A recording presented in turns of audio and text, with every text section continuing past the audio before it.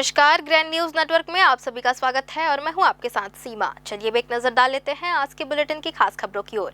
खबरों में आगे बढ़ने से पहले एक नजर आज की हेडलाइंस पर। बिलासपुर में धान खरीदी भ्रष्टाचार का भांडाफोड़, समिति प्रबंधक सहित 3 आरोपी गिरफ्तार। पुलिस जांच में 420 क्विंटल धान और हजारों बारदानों की हेराफेरी का खुलासा। नशे में धुत 1186 वाहन चालकों के खिलाफ सख्त कार्रवाई, लाइसेंस रद्द किए जाने की प्रक्रिया शुरू। लगातार होने वाले सड़क हादसों ने खोली पुलिस की आंखें। सिम्स में मरीज के परिजनों से अमानवीय बर्ताव का मामला, बजरंग दल ने किया हल्ला बोल। मरीजों को प्रयोग की वस्तु बनाने पर भड़का संगठन, दी सख्त चेतावनी। और 18 लाख नकद के साथ पकड़ाया युवक, नहीं पेश कर पाया वैध दस्तावेज, नोटों से भरे थे 2 सूटकेस। पुलिस ने जब्त की नकद राशि, संदेही युवक से पूछताछ जारी। ये थी हेडलाइंस और अब खबरें विस्तार से। बिलासपुर जिले के सीपत थाना क्षेत्र के अंतर्गत आने वाली सेवा सहकारी समिति में धान खरीदी के दौरान हुए भारी भ्रष्टाचार का पुलिस ने भांडाफोड़ किया है। इस मामले में पुलिस ने त्वरित कार्रवाई करते हुए संस्था प्रबंधक अमित वर्मा, कंप्यूटर ऑपरेटर रमेश साहू और बारदाना प्रभारी जगन्नाथ कश्यप को गिरफ्तार कर लिया है। दरअसल जिला सहकारी केंद्रीय बैंक के शाखा प्रबंधक सूर्यकांत जायसवाल ने शिकायत दर्ज कराई थी कि समिति में 420 क्विंटल धान के साथ साथ 528 नए और 5045 पुराने बारदानों की भारी हेराफेरी की गई है। पुलिस की जांच में ये बात सामने आई कि इन पदाधिकारियों ने मिली भगत कर सरकारी रिकॉर्ड और स्टॉक में बड़े पैमाने पर गड़बड़ी की थी। पुलिस ने आरोपियों के पास से धान खरीदी से जुड़े रजिस्टर और हेराफेरी में इस्तेमाल किया गया कंप्यूटर सेट भी जब्त कर लिया है, जिससे ऑनलाइन डेटा में की गई छेड़छाड़ का खुलासा होने की उम्मीद है।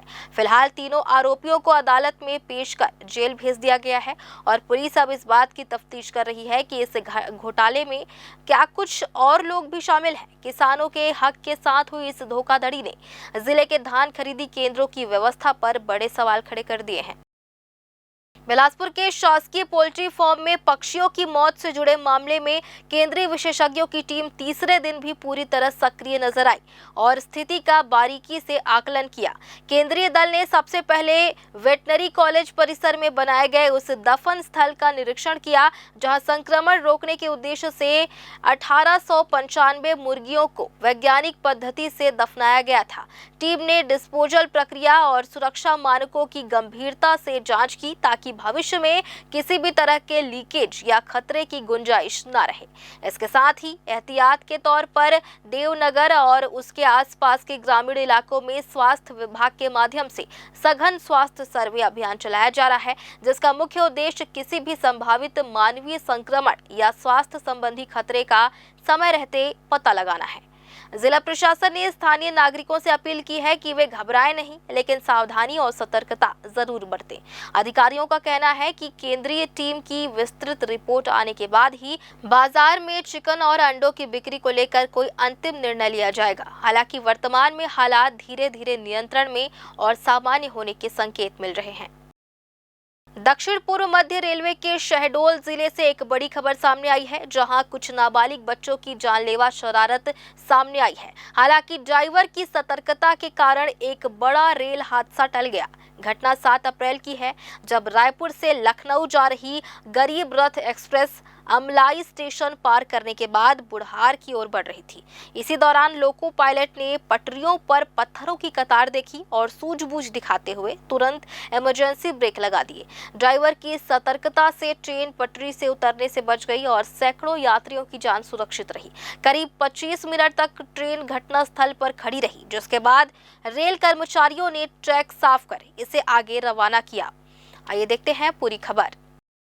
घटना की सूचना मिलते ही आरपीएफ और स्थानीय पुलिस की टीम सक्रिय हो गई। मौके पर मौजूद ट्रैक मेंटेनेंस गैंगमैन ने बताया कि उसने 3 बच्चों को मौके से भागते हुए देखा था। पुलिस ने जब आसपास के सीसीटीवी कैमरों की जांच की तो संदिग्ध बच्चों की पहचान की गई, जिसके बाद घेराबंदी कर तीनों नाबालिगों को पकड़ लिया गया। कानूनी प्रक्रियाओं का पालन करते हुए बच्चों के परिजनों को थाने बुलाया गया और इस गंभीर लापरवाही के खिलाफ कड़ी चेतावनी देते हुए नियमानुसार कार्रवाई की गई। रेलवे प्रशासन ने साफ कर दिया है कि पटरियों के साथ ऐसी छेड़छाड़ न केवल अपराध है, बल्कि यह हजारों मासूमों की जान के साथ खिलवाड़ भी है। कल की घटना है, कल यानी 7 तारीख को जो रायपुर से लखनऊ के लिए गरीब रथ ट्रेन चलती है, ये ट्रेन जब गुजर रही थी अमलाई स्टेशन अनूपपुर क्रॉस करने के बाद, शहडोल जिला में जब आप इंटर करते हैं तो अमलाई जस्ट क्रॉस करने के बाद बुल्हार पहुंचने से पहले ही वहां पे देखा, ट्रेन के ड्राइवर ने देखा कि पटरी पे, रेल पे जो छोटे छोटे पत्थर के टुकड़े रखे हुए हैं, बिल्कुल एक लाइन में तरतीब से सजा के रखे हुए हैं और 3-4 जगह पे रखे हुए हैं। वहां पे आपको जैसा ज्ञात है, ट्रेन की पटरी जो है वो बैलेस्ट पे ही बिछाई जाती है, तो वहां पे पत्थर अवेलेबल है।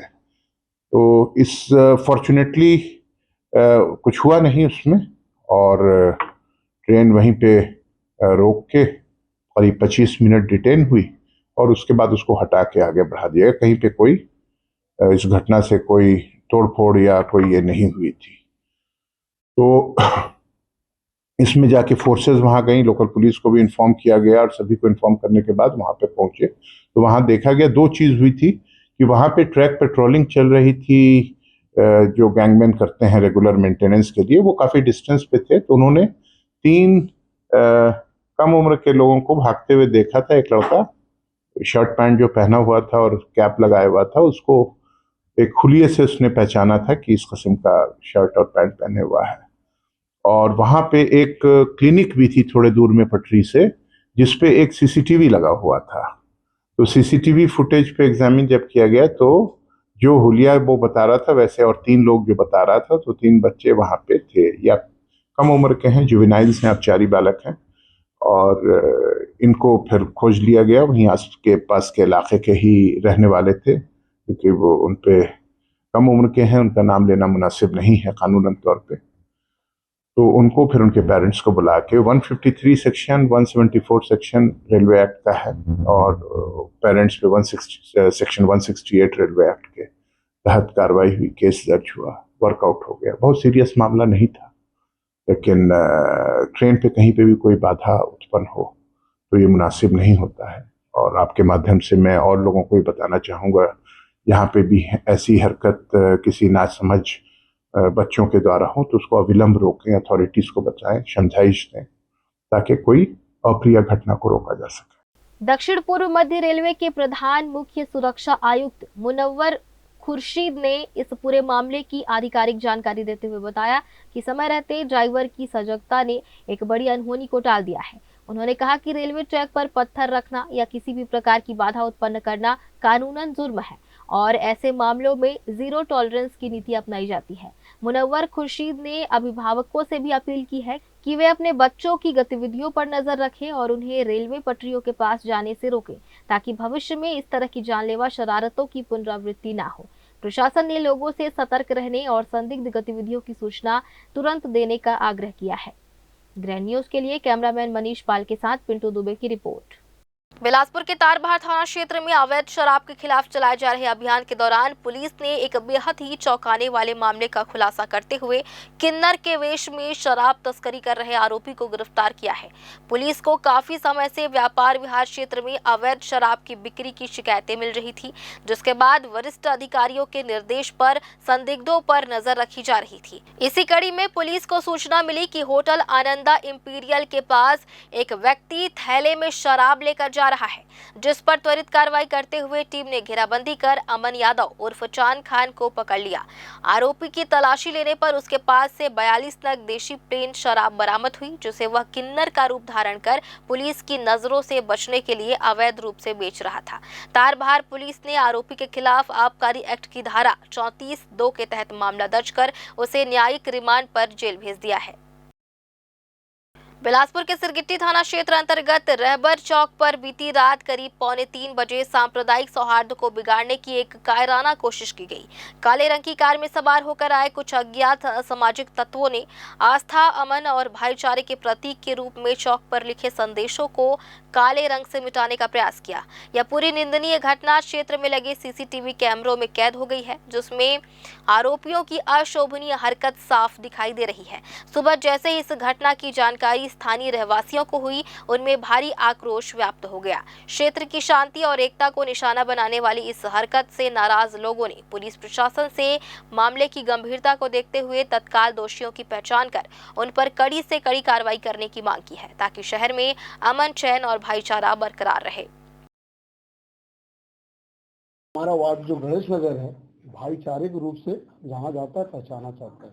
इस वार्ड की सबसे बड़ी खूबसूरती है, जितने धार्मिक त्योहार आते हैं, सारे जाति, सारे धर्म के लोग एक दूसरे का सहयोग करके एक दूसरे के त्योहार में खड़े होकर मनाते हैं। कल रात को एक मैसेज आया कि रात के 2 बजे कोई असामाजिक तत्व कार से आए हैं, कार को खड़ा करके वापस आने के बाद रहबर चौक का जो एंट्री होता है, वहाँ पर स्प्रे से उसको मार के दुबिल करने का कोशिश की है, मिटाने का प्रयास किया है। अब ये पहला एक घटना है जो हमारे इस वार्ड में हुआ है। हम लोगों के द्वारा ये पुलिस प्रशासन से मांग की गई है, व्यक्ति कोई भी हो, किसी भी जाति का हो, किसी भी धर्म का हो, या कोई भी व्यक्ति हो, अगर ऐसा कृत्य कर रहा है तो उसके खिलाफ बड़ी से बड़ी कार्रवाई करें, उसका जुलूस निकालें और यह बताएं कि ऐसी गंदगी इस वार्ड में नहीं चलेगी, शहर में नहीं चलेगी। इस वार्ड को, इस शहर को भाईचारे के नाम से जाना जाता है, आपसी व्यवहार के नाम से जाना जाता है। कुछ असामाजिक तत्वों के द्वारा वातावरण को दूषित करने का प्रयास किया जा रहा है। हम लोग टीआई से, एसपी साहब से मांग की है, जरूरत पड़ेगा तो जाके कलेक्टर और आईजी साहब से भी मांग करेंगे, ऐसे दोषियों पर कड़ी से कड़ी कार्रवाई करें। अभी हम मौजूद हैं तुचियापाड़ा रहबर चौक के पास, जहां पर बीती रात 2:45 बजे के पास अज्ञात असामाजिक तत्वों ने इस रहबर चौक के जो बोर्ड है उसमें कलर लगा दिया है। आप देख सकते हैं, वीडियो में साफ दिखाई दे सकता है कि इस तरह से वहां पर मिटाने की कोशिश की गई है और ये अभद्रता का सीधा साधा स्वरूप हम आपको दिखा रहे हैं। ये जिस तरह से सामाजिक तत्वों का भी जमावड़ा शहर में बढ़ते जा रहा है, कहीं ना कहीं सामाजिक भावनाओं को ठेस पहुंचाई जा रही है, उसी तरह यहाँ पर भी वो कृत्य किया गया है। 2:45 बजे रात्रि के दौरान, आज से कुछ समय पहले इस मोहल्ले में महिलाएं घूमा फिरा करती थी, टहलने निकला करती थी, लेकिन आज वो असुरक्षित महसूस करती है इन्हीं असामाजिक तत्वों की वजह से। अभी कुछ लोग यहाँ पे मौजूद हैं, उनसे हम बात करेंगे। जी आप कितने वर्षों से यहाँ रह रहे हैं?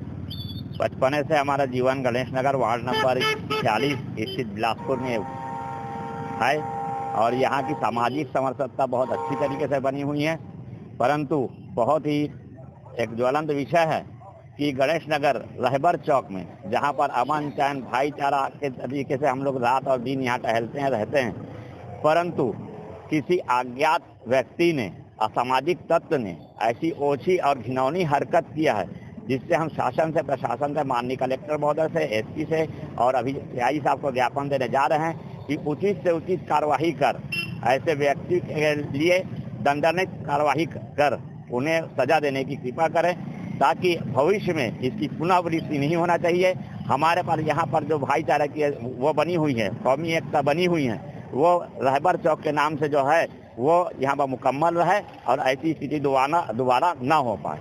तो हम आदरणीय टीआई साहब से निवेदन करेंगे, कलेक्टर साहब से निवेदन करेंगे, एसपी साहब से निवेदन करेंगे, इसमें उचित कार्रवाई कर आगे बढ़ाएं। जैसा कि भी इन्होंने बताया कि यहाँ रबर चौक में अमन और शांति बनी हुई है, कौमी एकता बनी हुई है, लेकिन कुछ असामाजिक तत्वों के द्वारा इस तरह का घिनौना कृत्य किया जा रहा है, ये बेहद ही निंदनीय है। और मैं भी उम्मीद करता हूँ प्रशासन ऐसे असामाजिक तत्वों पर कड़ी कार्रवाई करे। कुछ लोग और भी जुड़े हुए हैं, क्या कुछ कहेंगे जिस तरह से यहाँ पे घिनौनी हरकत की गई है, वो भी आधी रात्रि में? देखिए, सबसे पहले मैं ये बताना चाहूँगा, इस मोहल्ले में हर समाज के लोग रहते हैं और आज से नहीं, सभी समाज के लोग एकजुट यहाँ के अंदर हर प्रकार का त्यौहार मनाया जाता है और सबका मिलजुल के सहयोग रहा है।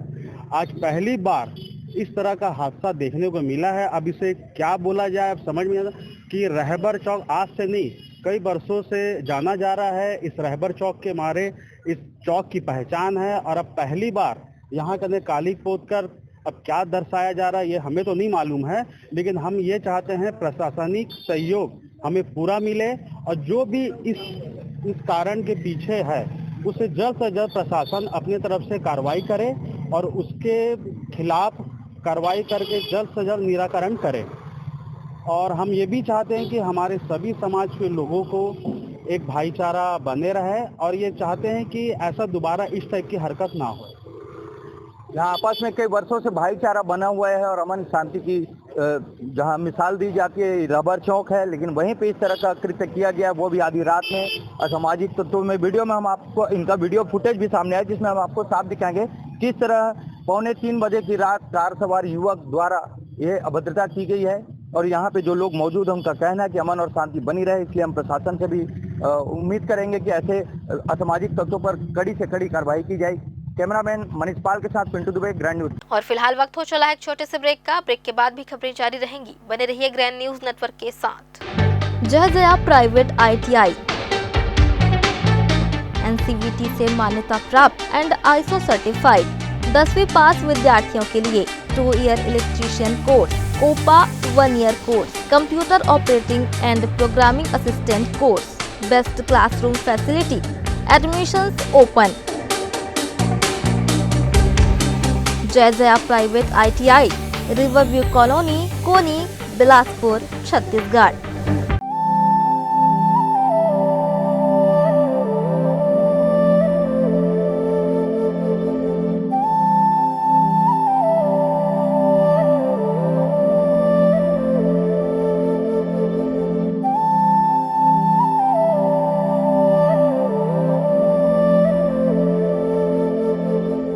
ब्रेक के बाद आप सभी का स्वागत है।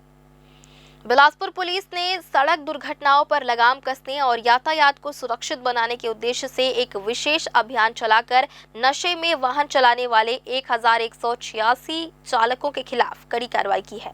पुलिस उप महानिरीक्षक एवं वरिष्ठ पुलिस अधीक्षक रजनेश सिंह के निर्देश पर की गई इस कार्रवाई के तहत सभी प्रकरणों को न्यायालय भेज दिया गया है। साथ ही इन सभी चालकों के ड्राइविंग लाइसेंस निलंबित करने हेतु परिवहन विभाग को प्रतिवेदन भेजा गया है। पुलिस द्वारा सड़क हादसों के किए गए नियमित विश्लेषण में यह चौंकाने वाला तथ्य सामने आया है कि अधिकांश दुर्घटनाएं दोपहर 12 बजे से रात 9 बजे के बीच राष्ट्रीय और राजकीय राजमार्गों पर हो रही है, जिनमें 17 से 35 वर्ष के युवा सबसे अधिक शामिल हैं। हादसों के मुख्य कारणों में शराब पीकर गाड़ी चलाना, तेज रफ्तार, गलत ओवरटेकिंग और हेलमेट का उपयोग न करना पाया गया है। स्थिति की गंभीरता को देखते हुए पुलिस अब न केवल दंडात्मक कार्रवाई कर रही है, बल्कि स्कूलों, कॉलेजों और औद्योगिक संस्थानों में जागरूकता अभियान भी चला रही है। जांच में कई चालक बिना वैध लाइसेंस के भी पकड़े गए हैं, जिस पर पुलिस सख्त रुख अपनाते हुए भविष्य में नियमों के कड़ाई से पालन और सड़क सुरक्षा सुनिश्चित करने के लिए सुधारात्मक कदम उठा रही है। प्रदेश भर में आज जोश, उत्साह और देशभक्ति का अद्भुत नजारा देखने को मिला। ABVP के कार्यकर्ताओं ने नक्सलवाद के खिलाफ एक साथ शव यात्राएं निकालकर एक मजबूत और साफ संदेश दिया। इसी कड़ी में बिलासपुर में भी स्वामी आत्मानंद कॉलेज से अमर जवान CMD चौक तक एक शानदार और प्रभावशाली यात्रा निकाली गई, जिसने पूरे शहर के माहौल को देशभक्ति के रंग में रंग दिया। आइए देखते हैं क्या है पूरी खबर। बिलासपुर की सड़कों पर आज कुछ अलग ही माहौल नजर आया। हाथों में तख्तियां, जुबां पर जोशीले नारे और दिलों में देश के प्रति समर्पण लिए ABVP के कार्यकर्ता नक्सलवाद के खिलाफ एकजुट होकर सड़कों पर उतरे। इस दौरान कार्यकर्ताओं ने नक्सलवाद के प्रतीक के रूप में एक अनोखी शव यात्रा निकाली, जिसने लोगों का ध्यान अपनी ओर खींचा और चर्चा का विषय बन गया। इस शव यात्रा का मुख्य उद्देश्य था देश में नक्सलवाद के अंत का संदेश देना और समाज में शांति, सुरक्षा और विकास की नई सोच को मजबूत करना। यात्रा के दौरान नक्सलवाद मुर्दाबाद और भारत माता की जय जैसे नारों से पूरा वातावरण गूंज उठा, जिससे हर तरफ जोश और ऊर्जा का संचार होता दिखा। आपको बता दें कि भारत सरकार ने 31 मार्च 2026 तक देश को नक्सलवाद मुक्त बनाने का लक्ष्य रखा था और तय समय सीमा के अनुसार अब सशस्त्र नक्सलवाद के अंत की बात सामने आ रही है। इस बड़ी उपलब्धि को लेकर युवाओं में खासा उत्साह देखने को मिल रहा है। इसी उत्साह के साथ ABVP के कार्यकर्ता एकत्रित हुए और नक्सलवाद के अंत को एक युग की समाप्ति के रूप में प्रस्तुत करते हुए यह प्रतीकात्मक शव यात्रा निकाली। इस दौरान बड़ी संख्या में स्थानीय लोग भी शामिल हुए और इस पहल की सराहना की। उन्होंने कहा कि यह हमारे देश के लिए गर्व का क्षण है। अब वे क्षेत्र जो वर्षों से नक्सलवाद से प्रभावित थी, वहां शांति और विकास का नया दौर शुरू होगा। आम नागरिक अब निडर होकर जीवन जी सकेंगे। चरमपंथ जो जानते हैं, जिसको मिनी आतंकवाद बोल दिया जाए तो कोई दो राय नहीं होगी, नक्सलवाद 1970 से लगभग हमारे छत्तीसगढ़ में पूरा पनप रहा था। 1000 से ज़्यादा शहादतें हमारे सेना के वीरों की, वहाँ के लोकल लोगों की, वहाँ की स्कूली शिक्षा का ठप हो जाना और लगातार आतंकवादी गतिविधियाँ नक्सलिज्म के माध्यम से छत्तीसगढ़ में लगातार नक्सलवाद की घटनाएं बढ़ना, जिसमें आप लोग सभी जानते हैं कि राजनेताओं ने भी शहादतें दी, हमारे वहाँ के सैनिक बलों ने शहादतें दी।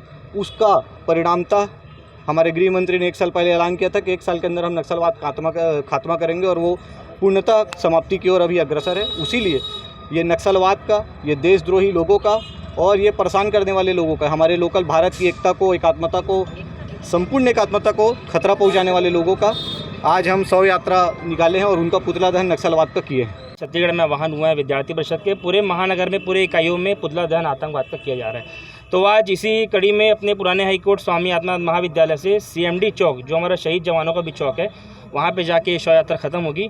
वहाँ पे शव यात्रा के पश्चात अपने जो वीर जवान थे उन सभी का श्रद्धांजलि का भी कार्यक्रम रखा गया है। और हमारे द्वारा ये आह्वान किया गया कि प्रत्येक कैंपस में जहाँ विद्यार्थी हित में काम हो रहा है, जहाँ विद्यार्थी पढ़ रहे हैं, वहाँ हर जगह ये अब शव यात्रा निकलेगी, क्योंकि बड़े गर्व की बात है हम सबके लिए। हमारे जो सैनिकों ने जो छत्तीसगढ़ के लिए इतनी बड़ी अपनी शहादत दी थी, वो आज कहीं ना कहीं अमर हुई है। ABVP का यह आयोजन सिर्फ एक यात्रा नहीं, बल्कि एक मजबूत संदेश है, एक ऐसे भारत का जो सुरक्षित हो, शांतिपूर्ण हो और तेजी से विकास की ओर बढ़ रहा हो। ग्रैंड न्यूज के लिए गोलू कश्यप के साथ राहुल ठाकुर की रिपोर्ट।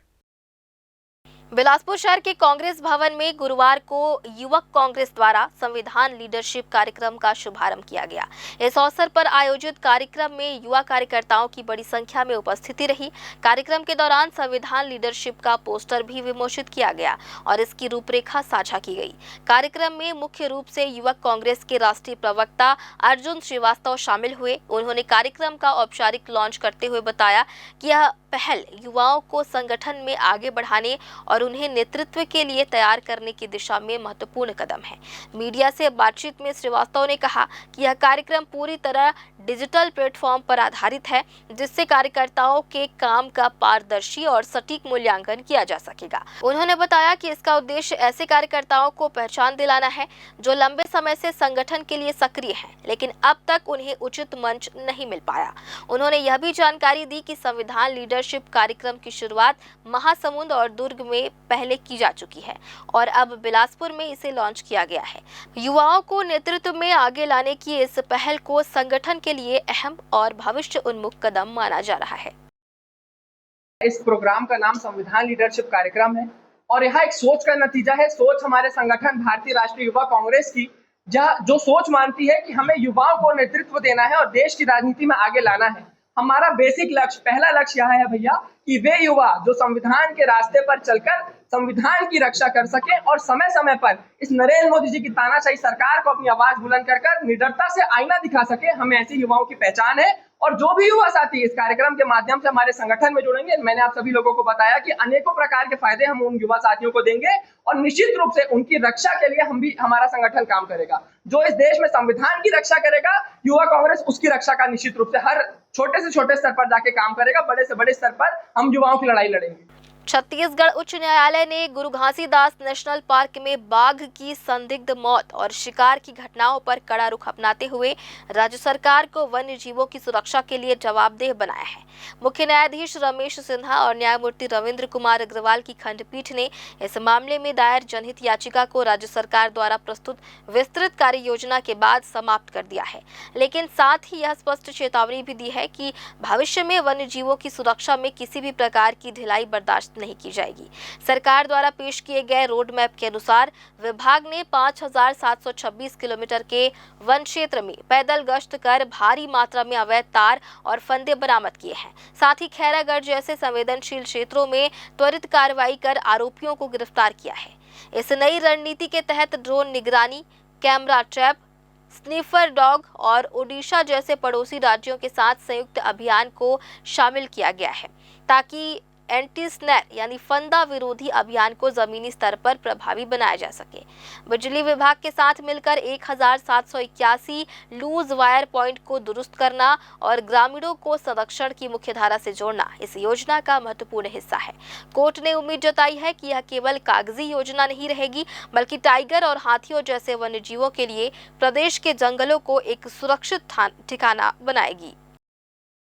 गर्मी का मौसम शुरू होते ही शहर में पानी की समस्या को लेकर आशंकाएं बढ़ने लगती हैं, लेकिन इस बार नगर निगम पहले से ही पूरी तैयारी के साथ मैदान में नजर आ रहा है। फिलहाल स्थिति सामान्य बनी हुई है, लेकिन आगामी दिनों में किसी भी तरह की परेशानी ना हो, इसके लिए निगम ने ठोस कदम उठाए हैं। करीब 28 करोड़ रुपए की लागत से विभिन्न क्षेत्रों में पाइपलाइन का विस्तार किया जा रहा है।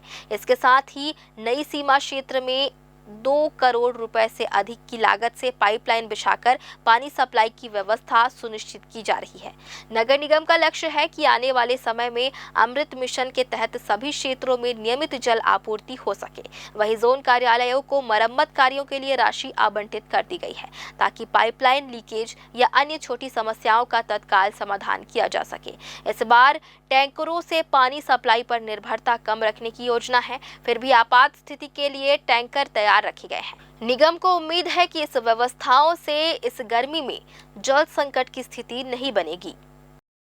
पेयजल में देखिए हमारा 2 तरह से हम काम कर रहे हैं। एक तो लॉन्ग टर्म सोल्यूशन निकाल रहे हैं, जिसमें हमने 2 प्रोजेक्ट हमारे अभी चल रहे हैं। एक 28 करोड़ का प्रोजेक्ट जो बहतराई, खमतराई, चिरहाटी, मोक्का और सिरगिट्टी में जो अमृत मिशन का जो पानी है ला के हम लोगों को देंगे, तो ये काम चल रहा है। आने वाले समय में वो बरकरार भी हो चुका है और काम भी चल रहा है। तो इस वर्ष में आने वाले वर्ष में 100% कम्प्लीट हो जाएगा। साथ ही एक 4 करोड़ का प्रोजेक्ट देवरी खुर्द में जो चल रहा था, जो सभी घरों में पाइपलाइन विस्तार का, वो काम लगभग कम्प्लीट होने की ओर है।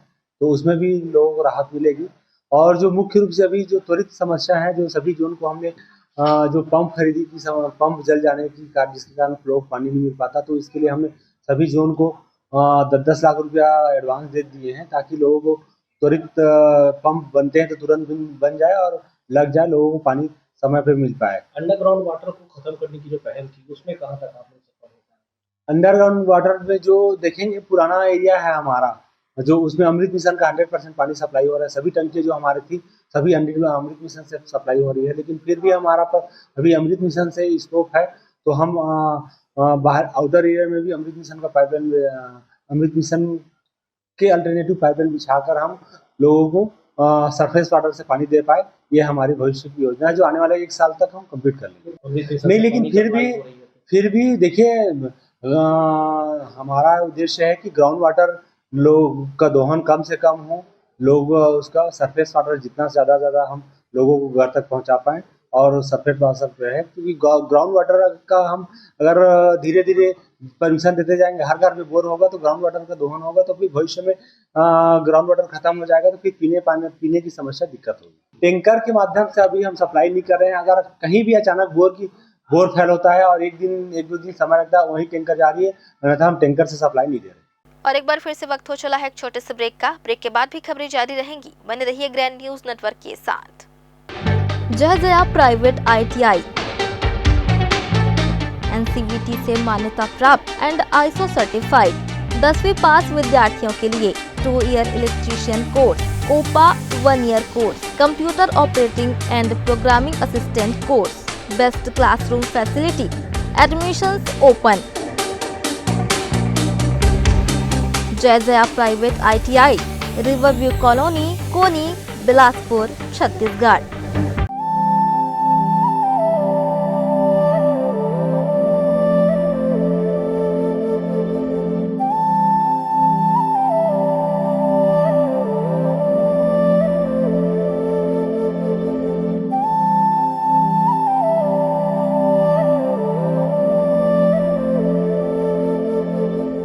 ब्रेक के बाद आप सभी का स्वागत है। बिलासपुर के सिम्स अस्पताल में व्याप्त भारी अव्यवस्थाओं और मरीजों के साथ होने वाले दुर्व्यवहार के खिलाफ बजरंग दल ने मोर्चा खोल दिया है। बजरंग दल के जिला संयोजक के नेतृत्व में बड़ी संख्या में पहुंचे कार्यकर्ताओं ने अस्पताल प्रशासन के खिलाफ जमकर नारेबाजी की और डीन से मिलकर अपनी कड़ी आपत्ति दर्ज कराई। कार्यकर्ताओं का सीधा आरोप है कि सिम्स में शासन की आयुष्मान कार्ड और निशुल्क दवा जैसी योजनाओं का लाभ मिलने के बजाय मरीजों को भारी प्रताड़ना झेलनी पड़ रही है। उन्होंने गंभीर आरोप लगाते हुए कहा कि यहाँ के जूनियर डॉक्टर मरीजों को इंसान नहीं बल्कि प्रयोगशाला के जीव जंतु समझ बैठे हैं, जिन पर उनकी जान की परवाह किए बिना केवल प्रैक्टिकल किए जा रहे हैं। जिला संयोजक ने हालिया घटना का जिक्र करते हुए बताया कि रात के समय ड्यूटी पर तैनात स्टाफ और डॉक्टरों ने मरीज के परिजनों के साथ गुंडागर्दी करते हुए उन्हें धमकी दी, जो एक चिकित्सा संस्थान के लिए शर्मनाक है। बजरंग दल ने स्पष्ट चेतावनी दी है कि एक बीमार व्यक्ति पहले से ही अत्यंत कष्ट में होता है। ऐसे में वार्ड बॉय से लेकर डॉक्टर तक यदि किसी ने भी मरीजों या उनके परिजनों के साथ संवेदनशीलता और प्रेम पूर्वक व्यवहार नहीं किया तो बजरंग दल इसे कतई बर्दाश्त नहीं करेगा और इस तानाशाही के खिलाफ उग्र आंदोलन छेड़ा जाएगा। पहले तो विवाद की स्थिति ये है कि जितने आदमी लोग यहाँ पे आते हैं इलाज कराने के लिए, चाहे वो गरीब है, चाहे अमीर है, चाहे कोई भी हो, यहाँ पे आते हैं इलाज कराने के लिए। लेकिन इलाज कराने के साथ में दवाई तो मिल रहा है सरकार का, पैसा भी सरकार का मिल रहा है, बाकी सब चीज़ हो रहा है। आयुष्मान चल रहा है यहाँ पे, है ना, आयुष्मान चल रहा है। आयुष्मान चलने के साथ में शासन की तरफ से इतना महंगा पैसा मिलता है, 1 लाख 2 लाख रुपए तनख्वाह है भैया। लेकिन बात करने के लिए मरीजों के साथ में ऐसा दुर्व्यवहार टाइप का बात किया जाता है जैसे कि उनकी कोई जीवन ही नहीं है या उनका कोई अस्तित्व ही नहीं है। तो ये तो कम से कम गलत है भैया। हमारे साथ में क्या हुआ कि हमारे कार्यकर्ता का भाई यहाँ पे भर्ती हुआ है, अभी लगभग 5 दिन हो गया। 5 दिन में अभी तक का सुविधा के रूप में क्या, तो डॉक्टर इलाज कर रहे हैं, बहुत अच्छी बात है। सेकेंड में इलाज के नाम में क्या हुआ जा रहा है, जैसे कि जितने जूनियर लोग हैं, पढ़ ले हैं, उन लोग क्या है, उन लोग को जीव जंतु पे प्रैक्टिकल किया जाता है भैया। यहाँ पे इंसानों के ऊपर प्रैक्टिकल किया जा रहा है। किसी को कम mg का दवाई दिया जा रहा है, किसी को ज़्यादा mg का दिया जा रहा है, किसी को कौन सा ड्रिप लगाना है, किसी को कौन सा लगाना है, किसी को पता नहीं है। ऐसा हम लोग देख रहे हैं, हम लोग समझे हैं चीज़ों को। और ये सब चीज़ों को देखने के बाद में हम लोग यहाँ पे पहले तो आवेदन देने आए हैं कि आकर के पहले निवेदन किए हैं, डीन जो प्रभारी है उनके पास हम चर्चा किए हैं। तो वो बोले हैं कि इसको जितना जल्द हो सके हम लोग इसका निर्णय लेकर के इसको कार्रवाई को आगे बढ़ाएंगे। दूसरे एक मामले में अपन लोग इसमें ये देखे हैं कि कोई भी आदमी, चाहे वो डॉक्टर है, चाहे वो इंटर्नी है, कि कौन है अपने को नहीं पता। हमारे भाई के साथ में रात में 1 बजे जब उसका ड्यूटी लगा तो ऐसा हुज्जतबाजी कर रहा था कि हम तेरे को 10 मिनट में बता देंगे, बोलता है। अरे भैया, यहाँ गुंडागर्दी करने आए हो क्या? या गुंडागर्दी करना है तो फिर संगठन के आदमी लोग के नाम के हिसाब से देख लो आप कि गुंडागर्दी होता क्या है। अपन आज तक का कभी सेवा सुरक्षा संस्कार के तौर पे काम कर रहे हैं और एक सम्माननीय तौर पे अपन बैठे हुए हैं, तो आपको भी तो वही समझना चाहिए। क्योंकि आप जब तक सहयोग नहीं करेंगे, जब तक आप अगर मदद नहीं करेंगे तो फिर पेशेंट जल्दी ठीक कैसे होगा। अगर पेशेंट को ठीक करना है तो आपकी पहली प्राथमिकता बनती है कि आप पहले अपने बिहेवियर को बदलिए। यहाँ हमारी मांग तो ये है कि सबसे पहले आज से ही स्टार्ट कर दिया जाए कि चाहे कोई भी प्रकार का मरीज हो, चाहे कोई भी प्रकार के मरीज का परिजन हो, उनके साथ में व्यवहार जो है वो प्रेम पूर्वक होना चाहिए और प्रेम से उनसे बात किया जाए। क्योंकि बहुत पीड़ित रूप में यहाँ पे आए रहते हैं लोग, कितने तकलीफ़ में है। किसी का कोई भी परिवार का कोई भी हिस्सा, अगर एक आदमी अगर वहाँ पे परेशान हो जाता है तो पूरा घर अस्त व्यस्त हो जाता है, चाहे वो खाना के रूप में हो, चाहे वो सुविधा के रूप में हो, चाहे दवाई के रूप में हो, चाहे किसी भी रूप में हो। तो जब अगर कोई परेशान है तो उसको आप प्रेम से बात करिए, चाहे वो वार्ड बॉय हो, चाहे वो नर्स हो, चाहे डॉक्टर हो, चाहे कोई लैब टेक्नीशियन हो। आप सभी से विनम्र निवेदन है कि आज से आप लोग अपना व्यवहार या तो बदल दीजिए या तो फिर अपन लोग व्यवहार को बदलने के लिए जो उचित कार्रवाई करना पड़ेगा तो अपन सक्षम है भैया। रतनपुर नगर पालिका क्षेत्र में जल जीवन अमृत मिशन 2.0 के तहत चल रहे विकास कार्यों ने जनजीवन को बुरी तरह अस्त व्यस्त कर दिया है। जानकारी के अनुसार 78 करोड़ रुपए का यह भारी भरकम प्रोजेक्ट जनता के लिए सुविधा के बजाय बड़ी मुसीबत साबित हो रहा है। ठेकेदार द्वारा बरती जा रही घोर लापरवाही और अमानक निर्माण की स्थिति ये है कि पूरे शहर की सड़कों के बीचों बीच 3 फीट चौड़े और गहरे गड्ढे खोदकर छोड़ दिए गए हैं, जिससे आवागमन पूरी तरह ठप हो गया है और एम्बुलेंस जैसी आपातकालीन सेवाएं भी घंटों जाम में फंसी रहती है। स्थानीय निवासियों का आरोप है कि कार्यस्थल पर न तो प्रशिक्षित मजदूर तैनात है और न ही सुरक्षा के कोई मानक अपनाए जा रहे हैं। यहाँ तक कि रात के समय दुर्घटनाओं को रोकने के लिए कोई चेतावनी संकेत या बैरिकेडिंग तक नहीं की गई है। इस अंधाधुंध खुदाई ने न केवल घरों की निकासी पाइपलाइनों को क्षतिग्रस्त कर दिया है, बल्कि नालियों और पेयजल व्यवस्था को भी तहस-नहस कर दिया है, जिससे लोग अपनी जेब से मरम्मत कराने को मजबूर हैं। विडंबना ये है कि नगर पालिका प्रशासन की रहस्यमयी चुप्पी ने ठेकेदार के हौसले बुलंद कर दिए हैं, जिससे अब रतनपुर की जनता आक्रोशित होकर तत्काल सड़क मरम्मत और दोषी अधिकारियों पर कड़ी कार्रवाई की मांग कर रही है, ताकि अमृत मिशन का उद्देश्य असल मायने में सार्थक हो सके और मासूम लोग इस जानलेवा गड्ढों का शिकार होने से बचे। वार्ड क्रमांक 4 में मैंने सुबह निकला तो देखा कि यहाँ पर पाइपलाइन का काम चल रहा है, जो जलवर्धन योजना की तहत है, लेकिन यहाँ अनियमितता बरती जा रही है। ठेकेदार संपर्क करने पे खाली फ़ोन से बात होती है। पुराने पाइपलाइन है उसको तोड़ दिया गया, जिससे लोगों को पानी की समस्या बढ़ते जा रही है। नालियाँ टूट गई हैं और आगे बनाने के आश्वासन दे रहे हैं, लेकिन अभी आवागमन में बहुत दिक्कत हो रही है। आगे अगर उचित कार्य नहीं हुआ तो कार्रवाई की जाएगी। हमारे मध्य प्रदेश में ये पाइपलाइन के विस्तारीकरण में ड्रेनेज का पानी लोगों को पिला दिया गया था, जिससे बहुत लोगों की मृत्यु हो गई थी। आप सभी जानते हैं कि पिछले वर्ष नगर पालिका रतनपुर के क्षेत्र में डायरिया का भयंकर प्रकोप हो गया था। तो मुझे ये लगता है कि आने वाले समय में वो जो प्रकोप है फिर से दोहराया जा सकता है, और जो ठेकेदार है उसके कर्मचारी हैं ये लोग उदासीन हैं। उनको अगर हम लोग, मैं एक जनप्रतिनिधि हूँ, मैं फ़ोन करता हूँ तो उनका ये बोलना रहता है कि मैं टेंडर के हिसाब से काम करूंगा, जनप्रतिनिधि या नगर पालिका परिषद के कहने पे मैं काम नहीं करूंगा। तो ये कैसा उनका काम करने का तरीका है। जैसे कि आप सभी देख रहे हैं कि ड्रेनेज का पानी टूट गया है और ड्रेनेज का पानी जो है पाइपलाइन में मिल रहा है, जिससे आने वाले समय में हमारे नगर में डायरिया का प्रकोप फिर से बढ़ सकता है। अगर वो टेंडर की बात करते हैं तो मैं टेंडर के हिसाब से उनको बताना चाहता हूँ कि उनके टेंडर में जो एग्रीमेंट हुआ था, अनुबंध हुआ था दोनों के बीच में, नगर पालिका परिषद और रतनपुर और ठेकेदार के बीच में, उसमें स्पष्ट लिखा हुआ है कि जो भी पाइपलाइन तोड़ेंगे या ड्रेनेज सिस्टम तोड़ेंगे उनको वापस रिकन्स्ट्रक्ट करके उनको देना है। साथ ही साथ आवागमन के साधन के लिए जो सड़कें खुदाई की गई है उसको सही तरीके से भराव करना है। बिलासपुर जिले में खनिजों के अवैध उत्खनन और परिवहन पर लगाम लगाने के लिए कलेक्टर के निर्देश पर खनिज विभाग ने बड़ी कार्रवाई करते हुए खनिज माफियाओं की कमर तोड़ दी है। 4, 5 और 7 अप्रैल 2026 को चलाए गए इस विशेष अभियान के तहत विभाग की टीम ने जिले के विभिन्न क्षेत्रों से कुल 22 वाहन और भारी मशीनें जब्त की हैं। कार्रवाई के विवरण के अनुसार सबसे बड़ी सफलता रतखंडी क्षेत्र की अरपा नदी में मिली, जहां अवैध रेत उत्खनन में लगे 10 ट्रैक्टर ट्रॉली पकड़े गए, जबकि धूमा मानिकपुर क्षेत्र से मिट्टी की अवैध खुदाई करते हुए एक पोकलेन मशीन और 4 हाईवा को सीज किया गया। इसी तरह राजपुर केकती में एक जेसीबी मशीन और 4 ट्रैक्टर, लावर क्षेत्र से रेत परिवहन करता एक हाईवा और बुतेना क्षेत्र से मुरुम का अवैध उत्खनन करती एक जेसीबी मशीन जब्त की गई है।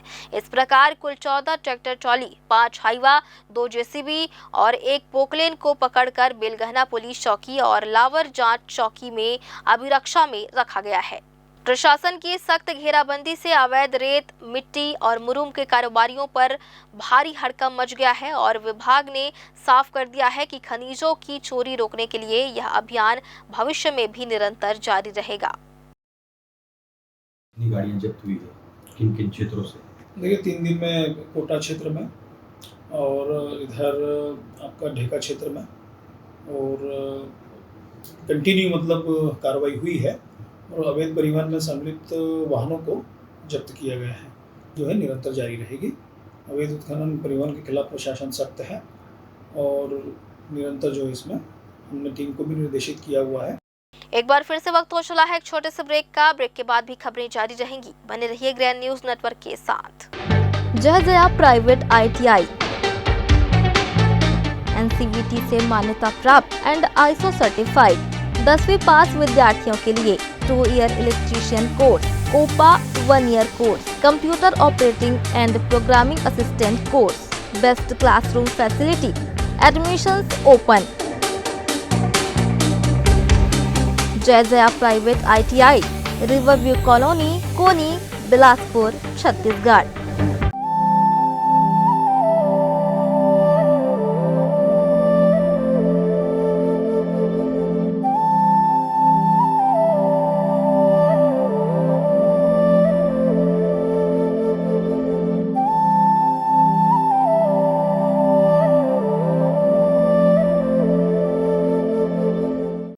ब्रेक के बाद आप सभी का स्वागत है। बिलासपुर जिले के बेलघना क्षेत्र में पुलिस और एसीसीओ की टीम ने एक बड़ी कार्रवाई करते हुए टिंगनमाड़ा रेलवे स्टेशन के पास से एक संदिग्ध व्यक्ति को भारी मात्रा में नगद रुपयों के साथ पकड़ा है। जानकारी के अनुसार पुलिस की टीम जब इलाके में गश्त पर थी तभी उन्हें सूचना मिली कि एक व्यक्ति 2 सूटकेस और एक बैग लेकर संदिग्ध हालत में घूम रहा है। टीम ने मौके पर घेराबंदी कर पवन बजाज नाम के व्यक्ति को हिरासत में लिया, जिसकी तलाशी लेने पर उसके पास से 10, 20 और 50 रुपए के नए नोटों के कुल 81 बंडल बरामद हुए हैं। इन नोटों की कुल कीमत 17,90,000 रुपए बताई जा रही है। इतनी बड़ी रकम के बारे में जब युवक से पूछताछ की गई तो वह कोई संतोषजनक जवाब या वैध दस्तावेज पेश नहीं कर पाया, जिसके बाद पुलिस ने संदेह के आधार पर पूरी रकम को अपने कब्जे में ले लिया है। फिलहाल पुलिस इस बात की गहराई से तफ्तीश कर रही है कि इतनी बड़ी नगद राशि कहां से आई और इसे कहां ले जाया जा रहा था। इस पूरी कार्रवाई में बेलघना पुलिस और बिलासपुर एसीसीओ स्टाफ की मुख्य भूमिका रही। दिनांक 8/4/2026 को रात 9-10 बजे के आसपास चौकी प्रभारी बेलघना और एसयू की टीम को संदिग्ध अवस्था में एक व्यक्ति घूमते हुए मिला। उससे पूछताछ किया गया। उसका अपना नाम पवन बजाज बताया। उसके हाथ में 2 बैग और एक पिट्ठू बैग रखा हुआ था। 2 संदिग्ध लगा, जिससे उसका बैग और पिट्ठू चेक की गई। तो बैग और पिट्ठू में 10 के और 20 के 50 के टोटल 81 बंडल मिला। कुल 17,90,000 नोट था, जिसके बारे में पूछताछ किया गया और सही बात नहीं बताया गया कहाँ से लाया क्या किया है। तो उसको धारा 106 BNSS में जब्त कर उसकी तस्दीक की जा रही है। गर्मी, बारिश और सर्दी के मौसम को ध्यान में रखते हुए विद्युत विभाग द्वारा हर साल नियमित मेंटेनेंस कार्य किया जाता है ताकि उपभोक्ताओं को बेहतर और निर्बाध बिजली आपूर्ति मिल सके। इसके तहत इस वर्ष भी गर्मी के दिनों में व्यापक स्तर पर मरम्मत और सुधार कार्य किए जा रहे हैं। विभाग द्वारा बिजली तारों के ऊपर फैली पेड़ों की डालियों की छटाई, जर्जर एवं अस्त व्यस्त तारों को ठीक करने सहित अन्य जरूरी कार्य किए जा रहे हैं। हालांकि इसके बावजूद बारिश और आंधी तूफान के दौरान अचानक बिजली गुल होने की समस्या लगातार सामने आ रही है, जिससे आम लोगों में नाराजगी बढ़ रही है। लोगों का कहना है कि मेंटेनेंस के नाम पर घंटों बिजली बंद रखी जाती है, फिर भी मौसम खराब होते ही आपूर्ति बाधित हो जाती है। वहीं विद्युत विभाग के अधिकारियों का कहना है कि मेंटेनेंस एक सतत प्रक्रिया है और हर साल इसे किया जाता है। उनका दावा है कि इन कार्यों से भविष्य में होने वाली बड़ी समस्याओं को रोका जा सकता है और बारिश के मौसम में बिजली व्यवस्था को अधिक सुचारू बनाया जा सकेगा।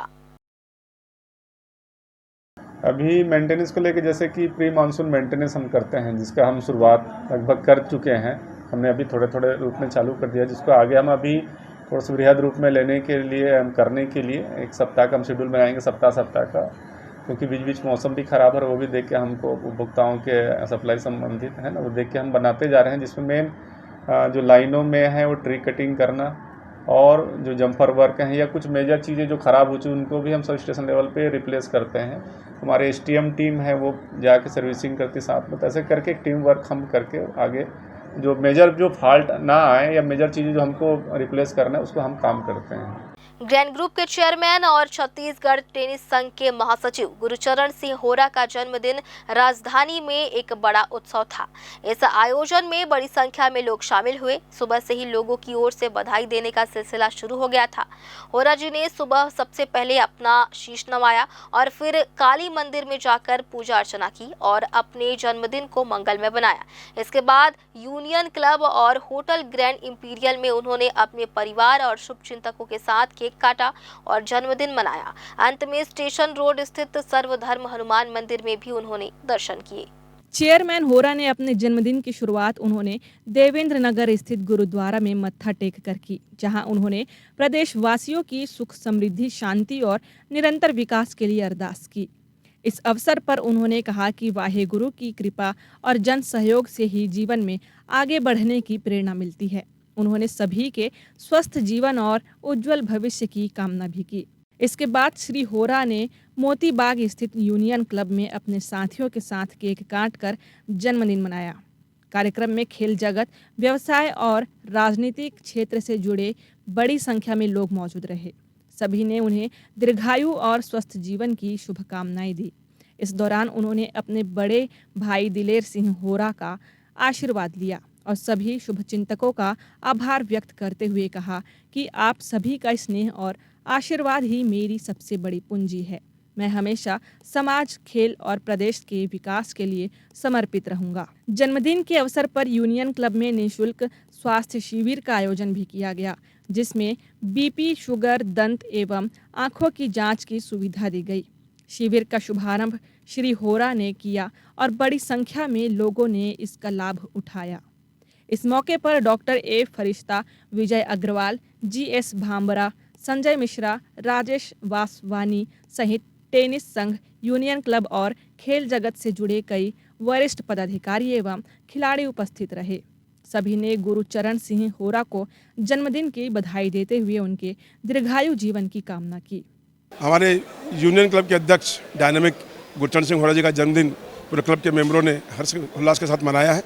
मैं उन्हें जन्मदिन की शुभकामनाएं देता हूं और ईश्वर से कामना करता हूं उन्हें लंबी आयु दे और वो जहां भी रहें ऐसी हंसी खुशी से रहें और सबको प्रसन्नचित रखें। गुरुचरण सिंह होरा यूनियन क्लब के अध्यक्ष, आज उनका जन्मदिन है। मैं उनके जन्मदिन में तहे दिल से बधाई देता हूँ। आज हमारे लिए बड़ी खुशी की बात है कि हमारे बड़े भाई गुरुचरण सिंह होरा जी का जन्म उत्सव है। भगवान वाहेगुरु उन पर हमेशा सद्बुद्धि दे और एक शक्ति प्रदान करे जो समाज की सेवा के लिए कार्य करते हैं, युवाओं के लिए कार्य करते हैं, खिलाड़ियों के लिए हमेशा अच्छे कार्य करते रहते हैं। हमारी वाहेगुरु से विशेष अनुरोध है कि विशेष आग्रह है कि ऐसे गुरुचरण भैया की हमेशा खुशियों की बरसात उनके घर में परिवार में रहती रहे। मैं Rajesh Vaswani Chhattisgarh chamber of commerce परिवार की ओर से उन्हें बहुत सारी हार्दिक शुभकामनाएं व्यक्त करता हूं। चरण भैया का जन्मदिन है भाई, and it is a proud moment for us all, हमारे क्लब के लिए, शहर के लिए, एंड ये वो शख्स हैं जो हर किसी के साथ खड़े हैं। आज हमारे बहुत प्रिय दोस्त गुरुचरण भाई का 65वां जन्म दिवस है। हम सब क्लब के लोग यहाँ पर आए हैं, उनको हम दिल से पूरी क्लब की तरफ से बहुत बहुत बधाइयाँ देते हैं। वो एक बहुत ही प्यारे इंसान हैं जो सबका ध्यान रखते हैं, सबको लेके चलते हैं और क्लब की गतिविधियों पे इतना ज़्यादा उनका फोकस है कि वो जो भी करते हैं दिल से करते हैं। मैं इतना ही कहूँगा, भगवान उनको बड़ी उम्र दे, जैसे वो इस क्लब को सुचारू रूप से हमेशा चलाते रहें और हम लोगों के साथ उठते बैठते रहें, हंसी मस्ती करते रहें और ज़िंदगी भगवान करे उनको हर खुशी दे। ग्रैंड ग्रुप के चेयरमैन गुरुचरण सिंह होरा ने अपने जन्मदिन पर आकाशवाणी स्थित मां काली देवी मंदिर पहुंचकर विशेष पूजा अर्चना की। उन्होंने बताया कि दिन की शुरुआत देवेंद्र नगर गुरुद्वारा में माथा टेक कर की। इसके बाद यूनियन क्लब पहुंचकर साथियों के साथ समय बिताया, जहां उनके शुभचिंतकों ने जन्मदिन की शुभकामनाएं दी। देखिए, आज मेरा जन्मदिवस है और काफ़ी संख्या में लोग, जहां मेरा यूनियन क्लब है, जहां का मैं प्रेसिडेंट हूं, वहां उसके पहले मैंने देवेंद्र गुरुद्वारे में मत्था टेका। पश्चात क्लब में साथियों ने मेरा जन्मदिन मनाया। मैं सबके प्रति आभार करता हूं। काली माई का मंदिर जो मेरे आराध्य है, मैं बरसों से यहाँ आ रहा हूँ, यहाँ का आशीर्वाद लिया है। इसके बाद ग्रैंड इम्पीरिया में मेरे पूरे छत्तीसगढ़ के ऑपरेटर, ब्रॉडकास्टर और सभी साथियों के लिए दोपहर को केक सेरेमनी का कार्यक्रम रखा है। इस अवसर पे, मेरे शुभ दिवस पे जितने लोग मुझे शुभकामनाएं दे रहे हैं, मैं सभी का आभार करता हूँ। इसके बाद होटल ग्रैंड इम्पीरिया में भव्य समारोह का आयोजन किया गया, जिसमें हजारों की संख्या में समर्थक, शुभचिंतक, परिजन, जनप्रतिनिधि, खेल जगत से जुड़े पदाधिकारी, ग्रैंड विजन के केबल ऑपरेटर्स और पत्रकार शामिल हुए। सभी ने पुष्पगुच्छ भेंट कर उन्हें जन्मदिन की बधाई दी और उनके उज्जवल भविष्य की कामना की। कार्यक्रम में केक काटकर उत्साहपूर्ण जश्न मनाया गया। कार्यक्रम में उनके आगमन पर ढोल नगाड़ों के साथ भव्य स्वागत किया गया। इस विशेष अवसर पर भव्य रक्तदान शिविर का आयोजन किया गया, जिसमें चेयरमैन गुरुचरण सिंह होरा, उनके बेटे ग्रैंड ग्रुप के एमडी तरणजीत सिंह होरा और बहू नैना होरा ने भी रक्तदान कर मानव सेवा का संदेश दिया। वहीं इसके साथ ही बड़ी संख्या में लोगों ने बढ़ चढ़कर रक्तदान कर मानवता की मिसाल पेश की, जिससे यह शिविर न केवल एक सेवा कार्य बल्कि लोगों में सामाजिक जिम्मेदारी और एकजुटता की भावना फैलाने वाला आयोजन बन गया। साथ ही निःशुल्क स्वास्थ्य शिविर भी लगाया गया, जहां आमजन के लिए बीपी, शुगर, दंत एवं आंखों की जांच की व्यवस्था की गई और विशेषज्ञ डॉक्टरों ने स्वास्थ्य परामर्श प्रदान किया। चेयरमैन होरा ने सभी का हृदय से आभार व्यक्त करते हुए कहा कि उन्हें मिला यह स्नेह, सम्मान और विश्वास उनके लिए किसी पुरस्कार से कम नहीं है। उन्होंने कहा कि जनता का प्यार ही उनकी सबसे बड़ी ताकत और प्रेरणा है, जो उन्हें निरंतर आगे बढ़ने का हौसला देता है। उन्होंने समाज सेवा, खेलों के उत्थान और प्रदेश के सर्वांगीण विकास के लिए निरंतर कार्य करते रहने का संकल्प भी दोहराया। इस दौरान उन्होंने केबल ऑपरेटरों को अपने परिवार का हिस्सा बताते हुए उनके हितों की रक्षा और विकास के लिए हर संभव प्रयास करने की बात कही।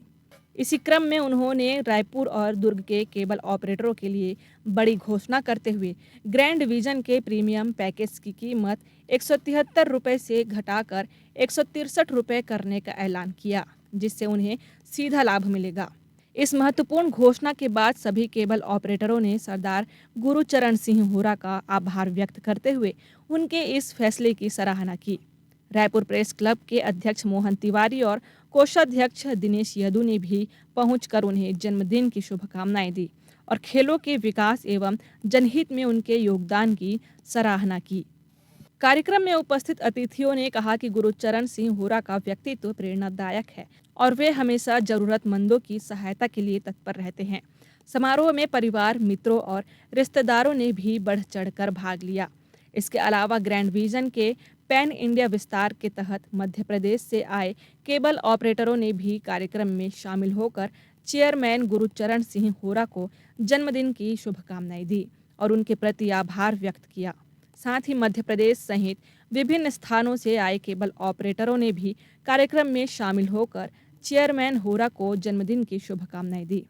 इस अवसर पर कार्यक्रम में कांग्रेस नेता संजय पाठक, भाजपा नेता मोहन एनटी, वरिष्ठ पत्रकार पूर्व प्रेस क्लब अध्यक्ष अनिल पुसदकर, पूर्व महासचिव संदीप पुराणिक, वरिष्ठ पत्रकार बलबीर भारज, प्रदीप दुबे, रायपुर केबल ऑपरेटर संघ के अध्यक्ष Manoj Chakradhari, Bilaspur news head Gaurav Tiwari, director Tarif Jafar, Raigarh director Rajesh Shukla, Korba news head Kamlesh Yadav समेत ग्रैंड न्यूज़, ग्रैंड विजन और ग्रैंड ब्रॉडबैंड के समस्त स्टाफ और प्रदेश भर से आए केबल ऑपरेटर उपस्थित रहे।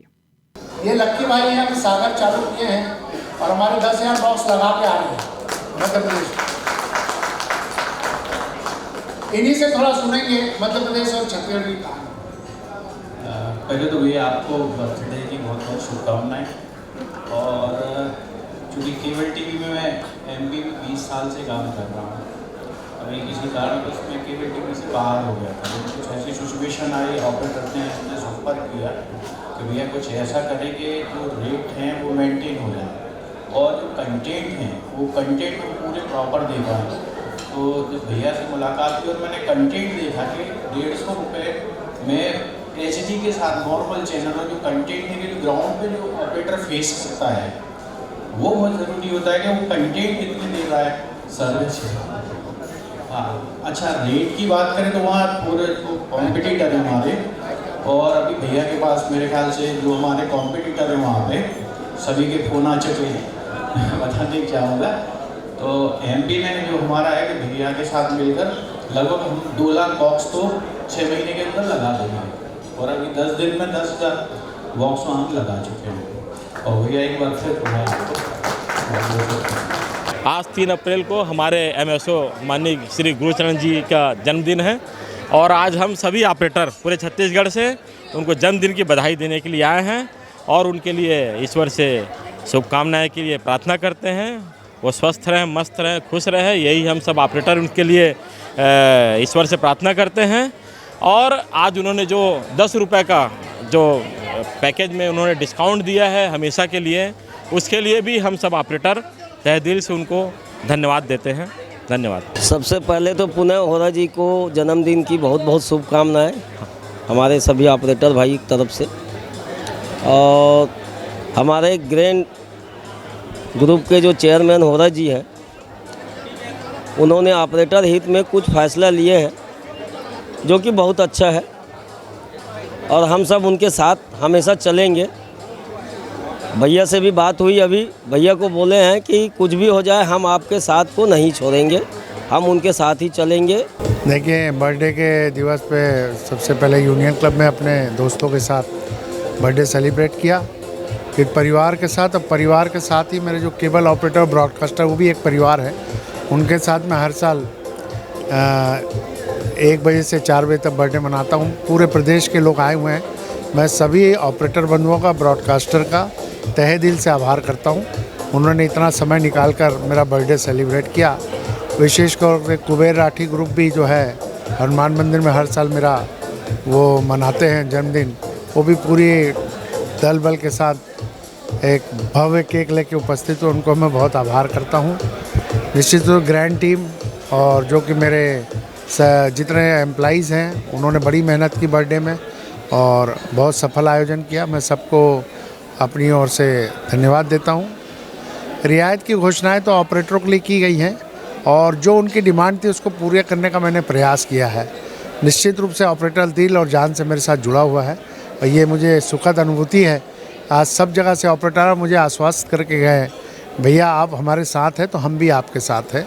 तो इस अवसर पर मैं सभी ऑपरेटरों को धन्यवाद दिया। देखिए, अभी हमारा सारा फोकस पैन इंडिया पे है। हम सभी राज्यों में जा रहे हैं और राज्यों में हमारे जो चैनल है, जो प्लेटिनम पैक है, उसके कारण हमको बहुत रिस्पांस मिल रहा है, क्योंकि प्लेटिनम चैनल जिस प्रकार से चलता है उसकी कोई काट नहीं है और ऐसा कंटेंट लोगों के पास नहीं है। तो ग्रैंड का कंटेंट और ग्रैंड की डेडिकेटेड टीम जो 24/2 काम कर रहे हैं, यासिर भाई हैं, लोकेश है, जो हमारी ग्रैंड की इको टीम है पूरी, वो मॉनिटरिंग टीम जो है संदीप गुम्बर हैं, ऐसे बहुत सारे मंजे हुए बंटी गरोड़ी हैं, घनश्याम हैं, ऐसे लोग हैं जो काफ़ी अच्छा काम कर रहे हैं। मैं सबको अपनी ओर धन्यवाद।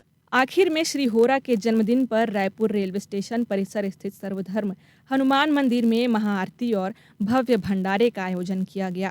इस दौरान गुरुचरण सिंह होरा ने विधिवत पूजा अर्चना कर महाआरती की और प्रदेशवासियों की सुख समृद्धि, शांति एवं खुशहाली की कामना की। इसके बाद उन्होंने केक काट कर अपना जन्मदिन मनाया।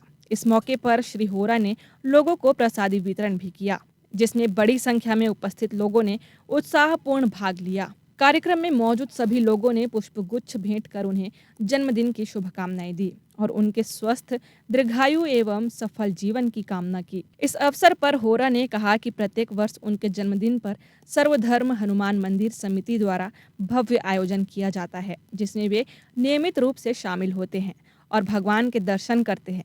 उन्होंने बताया कि इस आयोजन के माध्यम से हर साल हजारों लोगों को भोजन भी कराया जाता है। आयोजन को सफल बनाने में योगदान देने वाले समाजसेवी कुबेर राठी, राजकुमार राठी, अंकित राठी, कमलेश यादव, कुणाल राठी, महेंद्र सिंघानिया सहित सभी सहयोगियों और कार्यकर्ताओं का उन्होंने हृदय से आभार व्यक्त किया। उन्होंने कहा कि साथियों का स्नेह और समर्थन ही उनकी सबसे बड़ी ताकत है, जो उन्हें निरंतर समाज सेवा के लिए प्रेरित करता है। मेरा जन्मदिवस सुबह से गुरुद्वारे में माथा टेकने के बाद मैंने काली माई का मंदिर और उसके बाद यूनियन क्लब में मेरे मित्रों के साथ, खिलाड़ियों के साथ बर्थडे मनाया।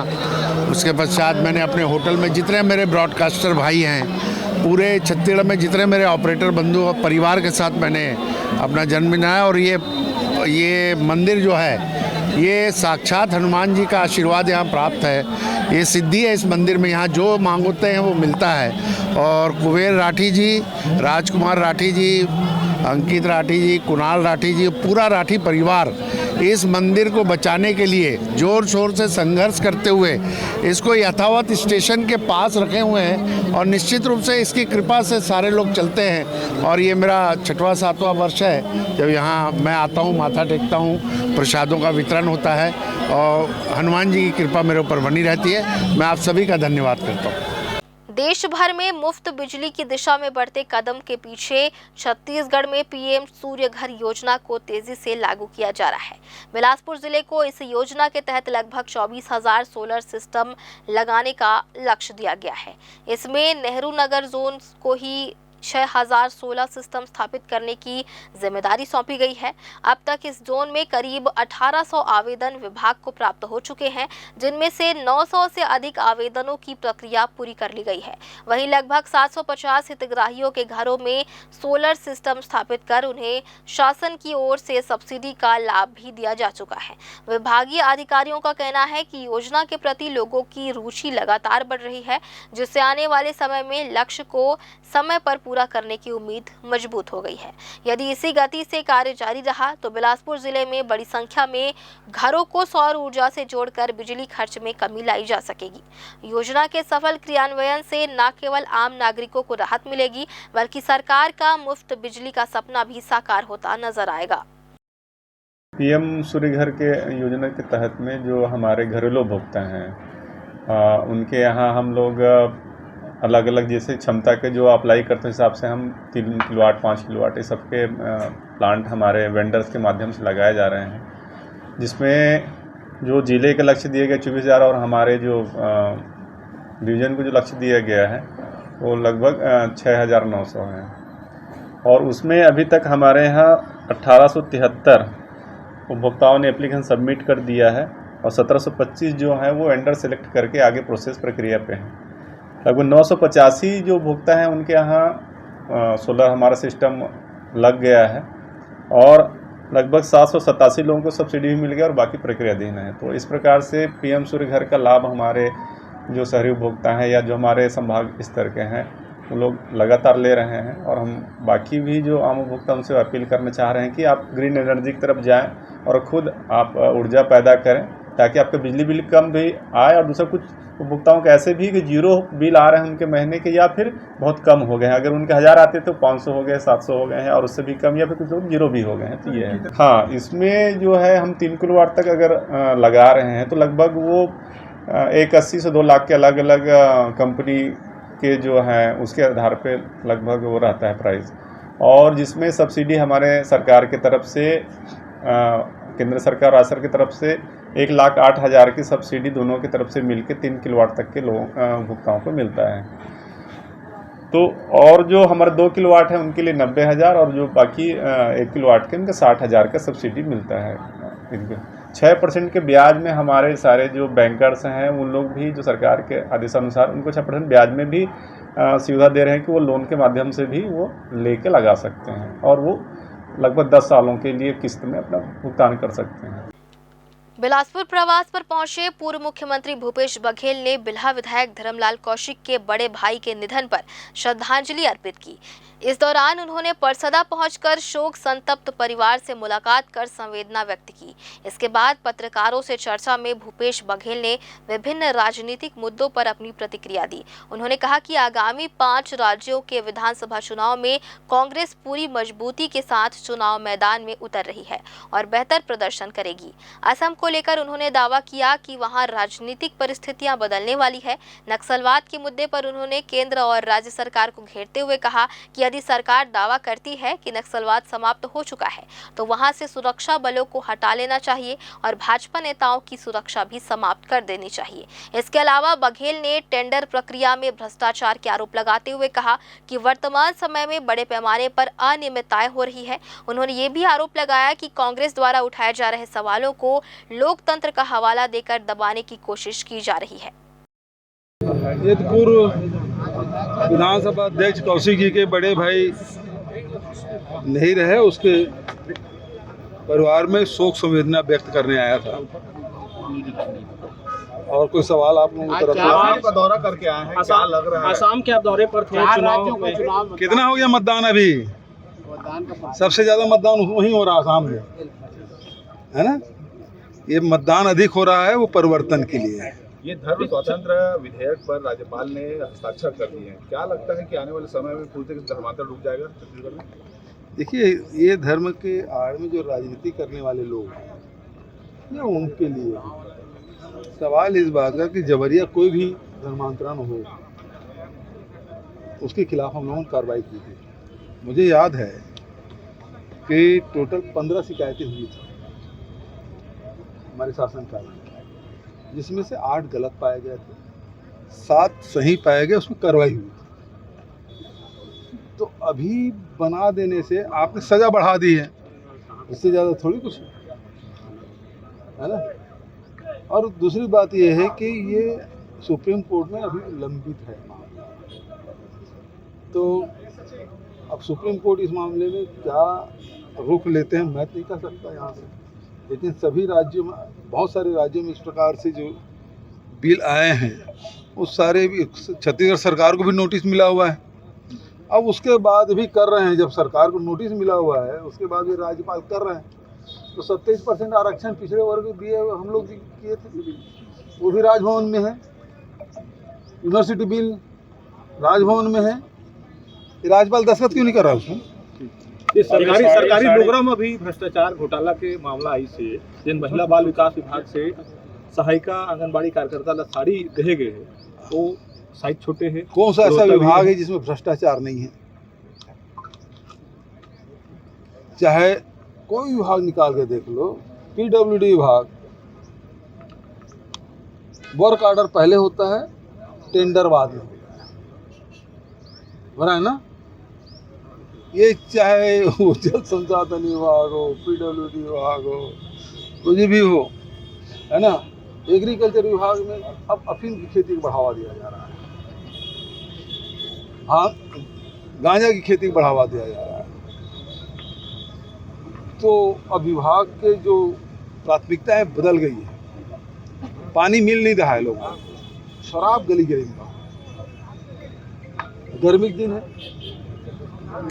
गर्मी के दिनों में लोगों को पानी नहीं मिल रहा है, लेकिन शराब की नदियां बह रही है ना, सब साए साए हैं। शराब की कीमत भी बढ़ गई। नक्सलवाद सही में खत्म हो गया है क्या आप छत्तीसगढ़ में जिस टाइप से? भाई मैं पहले ही बोल चुका हूँ, जिस दिन पैरामिलिट्री फोर्स के जो यहाँ कैंप लगे हैं वो वापस हो जाएंगे, उस दिन हम मानेंगे कि हाँ नक्सलवाद समाप्त हो। बोला था लुगरा घोटाला। एक मिनट। दूसरा, भारतीय जनता पार्टी के नेताओं को विश्वास है कि हट गया है, तो केदार कश्यप जी सही जितने भारतीय जनता पार्टी के वहाँ सांसद हैं, विधायक हैं बस्तर में, उनको जेट+ सुरक्षा मिला हुआ है। यदि उनको विश्वास है तो उनको विड्रा कर देना चाहिए। बोला थे लुगरा घोटाला पूरा ऑर्डर राजवाड़े निवास ले होत रही। अब ये तो देखो, वो तो जांच का विषय, कभी जांच होना नहीं है। यहाँ जांच करने की मांग कर दो, शिकायत कर दो, तो तुरंत FIR कर देते हैं। देखे नहीं, पवन खेड़ा हमारा प्रवक्ता है ना, उन्होंने सवाल पूछ दिया, भैया तुम्हारे पासपोर्ट सही है कि गलत है, ये संपत्ति तुम्हारे दुबई में सही है गलत, वेमिंग स्टेट में तुम्हारे कंपनी खुली हो सही है गलत, सवाल पूछे तो FIR कर दिया, है ना।